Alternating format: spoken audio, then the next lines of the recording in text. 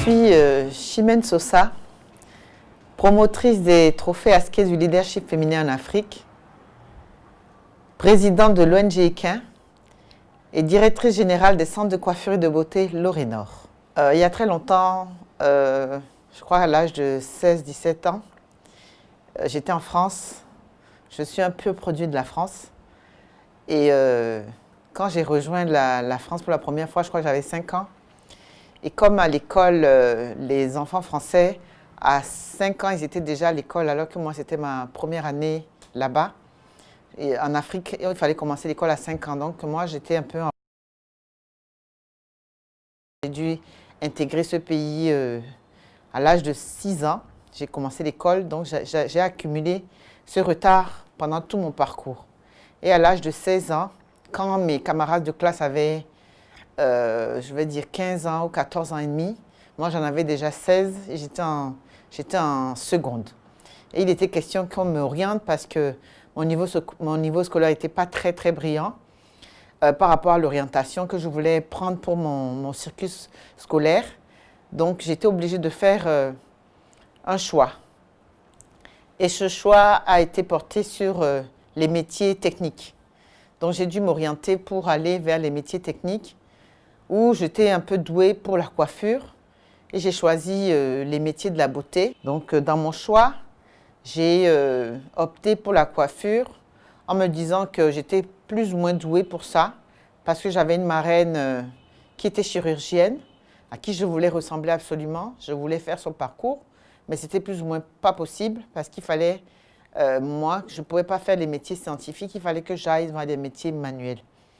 Et elle m'a conseillé, étant donné que c'est moi qui la coiffais mieux que les coiffeuses qu'elle fréquentait à cette époque, elle m'a demandé de me perfectionner dans la coiffure et d'aller à cette école qui me permettra de devenir une meilleure ouvrière, étant donné que j'allais faire une école de coiffure digne de ce nom. Et c'est comme ça que je suis arrivée vers ce métier. Ce parcours a été vraiment atypique pour moi parce que dans les premiers temps, j'ai été renvoyée de l'école même où j'étais parce que ma mère avait eu des difficultés pour pouvoir payer même la formation que j'avais dans l'école. Il me fallait 3 ans pour avoir un CAP. Et pendant ces moments-là, j'ai dû arrêter, je suis retournée parce que je voulais aller travailler, me mettre de l'argent de côté et revenir à l'école. Mais la Providence a voulu que cette marraine en question croyait tellement à mes potentiels qu'elle s'est arrangée pour que mon école soit payée. Donc, l'école étant payée, il me fallait juste exceller.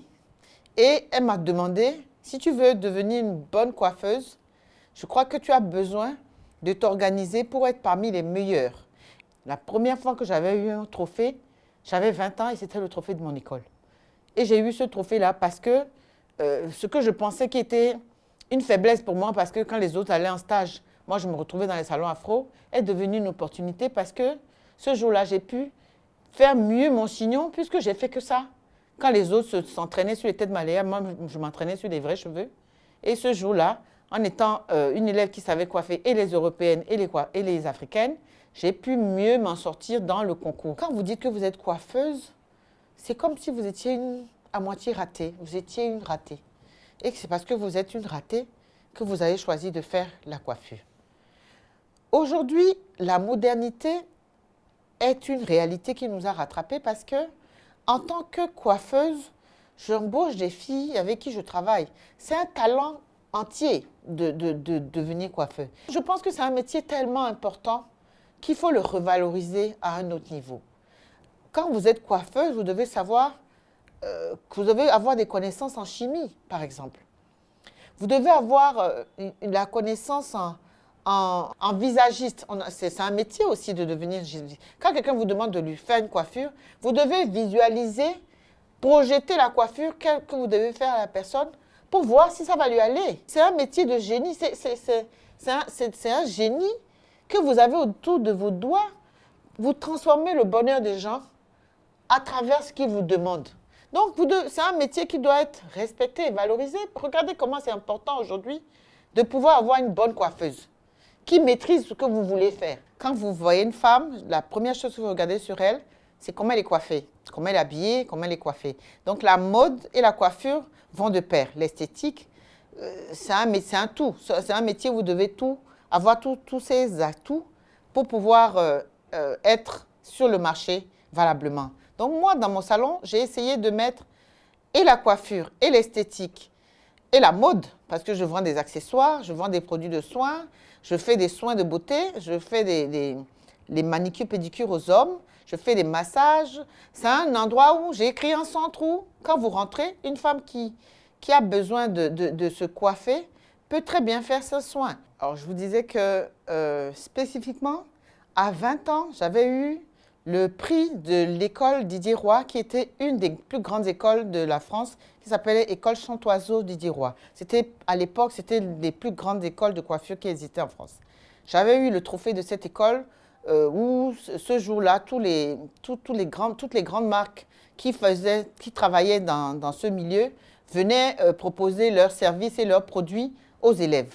Donc ce jour-là, je me suis fait remarquer, j'ai trouvé du travail dans un salon qui s'appelait Miss Afro. Donc j'étais déjà très remarquée à cette époque-là, en étant celle qui a reçu et rentré dans ce salon pour travailler sur les Africaines où je faisais aussi bien les Africaines que les Européennes. Je crois qu'on a travaillé sur le festival de Cannes, on a coiffé, mon patron avait des contrats avec cette institution où on allait coiffer dans les coulisses. Donc j'avais rencontré quelques stars africaines, noires, américaines, qu'on côtoyait parce que c'était notre salon qui coiffait ce genre de personnalité.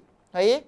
Donc, je crois que c'est des choses qui m'ont marqué, venaient déjà de ça. Ce que je voudrais apporter à l'instant T aujourd'hui, parce que la modernité le réclame, et aujourd'hui les femmes africaines ont arrêté de défriser leurs cheveux beaucoup. Parmi elles, ont commencé par retrouver leur identité. Donc, nous devons créer des produits appropriés à ce cheveu. Donc, ma prochaine passion serait de créer un produit africain, Made in Africa, pour soigner et traiter ce cheveu afro qui a besoin d'être nourri par nos produits, parce que ces produits-là ont été créés, Dieu nous a mis sur une partie de la terre où ces produits-là soignent notre peau et nos cheveux.